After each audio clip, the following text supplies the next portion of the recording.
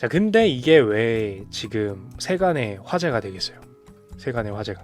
우선 이 얘기를 여러 가지 이야기들을 하기에 앞서서 우선 저도 전제를 할게요. 누군가의 불행으로 돈을 버는 거는 도의적으로 좋지 않다라는 거는 저도 당연히 공감을 하고 대부분의 금융투자를 하시는 분들도 공감을 하고 있을 거고, 사실 이거는 금융투자뿐만 아니라 어디서든 타인의 불행으로 돈을 버는 행위에 대해서는 매우 도의적으로 좋다라고 생각하시는 분은 거의 없을 거예요. 뭐 현실적으로는 이제 끼케야 어쩔 수 없지 정도를 용인하는 거겠죠.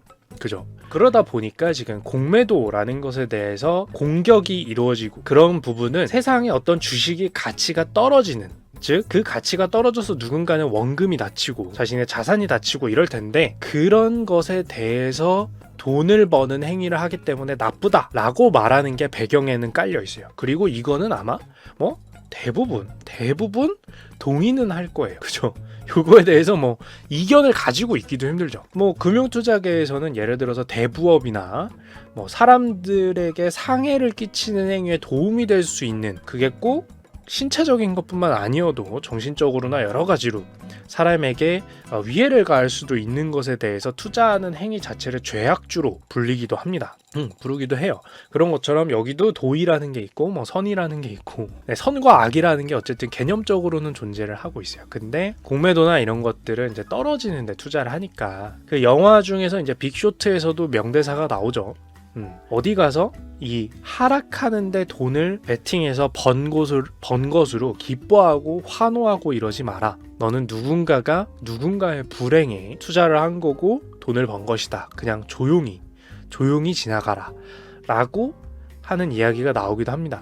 여기까지는 저도 이제 동의한다라고 전제를 깔고 얘기를 해야 돼요. 자, 그러면 이제 시선에 따라서는 뭐 불편한 진실일 수도 있지만, 불편한 진실이라기보다 사실은 왜 공매도가 존재하고 왜 어떤 면에서는 공매도를 없애면 더 편할 텐데, 그것도 틀린 말은 아니에요. 없애면 편할 텐데는 틀린 말은 아닙니다. 왜냐면 복잡한 생각은 안 해도 되니까. 이제부터 펼쳐질 재미난 롤러코스터 같은 얘기를 뭐 안 겪어도 되는데 왜 이걸 해가지고 라고 생각하면 없애도 편해요. 공매도 또는 뭐 대주매도 또는 뭐 선물매도, 옵션 매도, 콜 매도, 품 매수. 그러니까 결국엔 제가 지금 말씀드린 것 중에 일부 단어가 전혀 이해가 안 가시더라도 전부 무언가가 떨어질 때에 대해서 투자를 하는 행위를 제도화시켜 놓은 것들입니다. 근데 이것들이 왜 존재할까요?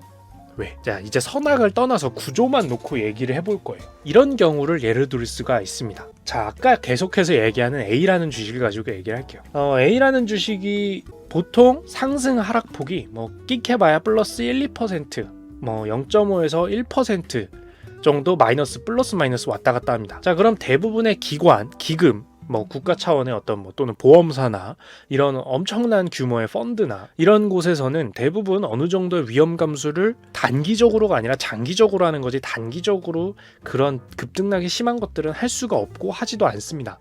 그렇기 때문에 엄청난 대형주나 이런 것들만 해요. 왜?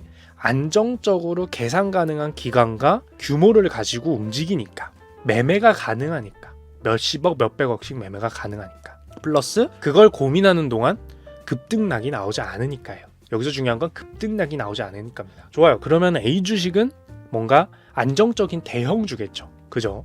사건 사고가 없는 한. 자, 그러면 그 옆에 B 주가 있습니다. B 주식이 있어요. B 주식. 얘는 엄청 왔다 갔다 해요. 막 플러스 마이너스 3, 4% 이상씩, 심할 때는 5%도 왔다 갔다 합니다.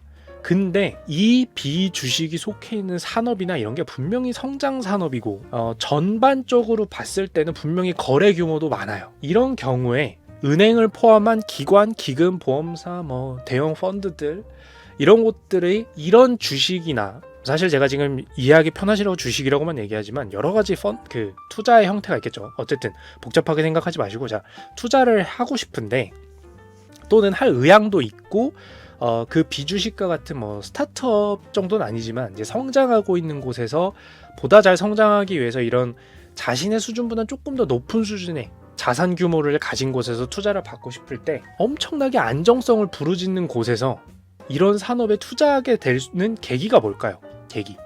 엄청 성장하니까도 물론 있지만, 한 가지가 더 있으면 좀 편해요. 한 가지가 좀 더 있어주면. 기기님께서 말씀하신 거랑 비슷한데, 여기가 플러스 마이너스 한 7, 8%씩 왔다 갔다 해버리는 너무 급등락이 심한 곳이라고 칩시다. 그러면은 이 변동성을 조금 죽이는 방법이 있으면, 예를 들어서 이 변동성을 이게 변동성이 너무 커서 좀 문제인데 변동성을 좀 한 3-4%까지만 좀 줄일 수 있으면 해볼 만하지 않을까? 라는 방법이 뭐가 있을까요? 첫 번째 조금만 투자한다. 제가 1000억이 있는데 한 10억만 투자해요. 1000억이 있는데 10억만 투자해요. 그러면 전체 자산 기준으로 1000억 기준으로 봤을 때는 그 10억짜리가 플러스 5%, 7% 플러스 마이너스 왔다 갔다 해왔자 전체 자산 기준으로는 플러스 마이너스 0.07% 왔다 갔다 하는 거죠. 이런 방법이 있을 거예요. 그리고 한 가지가 더 있어요.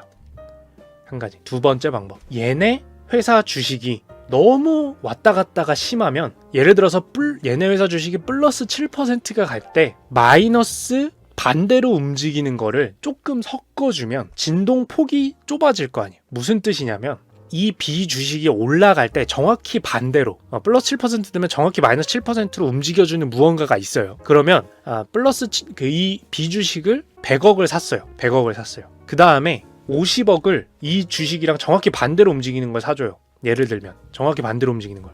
그러면은 전체 150억은 플러스 마이너스 7%를 왔다 갔다 하는 주식을 산 게 된 게 아니라, 계산을 해보면 플러스 마이너스 5% 정도만 왔다 갔다 하는 투자처가 돼요. 이해가 다 되세요? 희석을 하는 거예요.